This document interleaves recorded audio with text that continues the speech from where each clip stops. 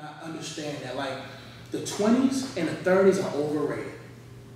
A lot of young people look at life like I must have it now. The things that takes the longest to get, you treasure the most. Absolutely. A girl that gives up quick, you don't treasure no more. I got it. There's no chase. It's over. Like, the kill has happened. But a woman who holds herself up in purity, that man gets nervous. That man like, wow, what must I do to get even? Because when you hold yourself to, that's why I said, do not give anyone your benefits if they don't match his requirements. I used to say, if they don't match your requirements, but our requirements can't be trusted. Right. They must match his requirements for you as a woman, his requirements for you as a man. And when you know what he requires of you, you won't freely give your benefits to anyone else. And you'll understand that maybe singleness is a longer journey than the world says. Maybe there's more to marriage. The reason why marriage is not being sustained, because it's not held in honor no more. Right.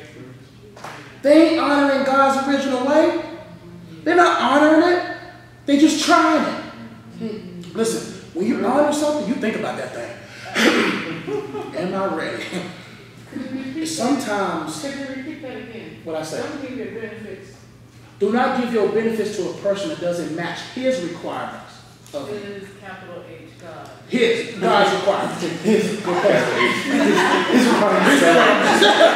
The emoji that goes this way. Not this way, that way. God's requirements. There you go. That's G, big G.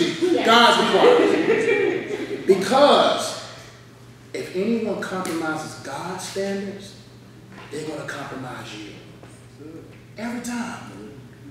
That's why I'm glad that he's the rock I can build my life on. Because I know there's storms coming. I know I'm going to go through hell. I know I'm going to get tried. I know because of the word's sake, I know the Bible tells us. Why do we try to avoid what's inevitable? We have to go through it. Man, because I'm telling you as a living witness, the moment you can genuinely say out of your mouth that it was good that I was afflicted, you done reached a new level of maturity. I'm telling you, when you can see yesterday's pruning as a joyous moment, you have reached a good place in your walk with God. But if you're still complaining about what you're going through, you haven't had the right perspective of what you're going through. Right? Because when you're going through hell, you're bending, but you wake up, man, I didn't break through that. It's hard when you're going through the storm. But when you look back at that storm, like, that storm didn't take me out. Right.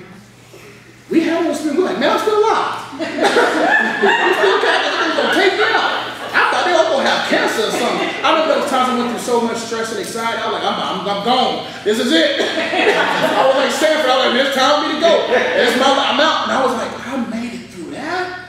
Right. Glory to God. Woo! Only by the grace of God do we survive. That's why I hold on to his never changing hand. What that song say?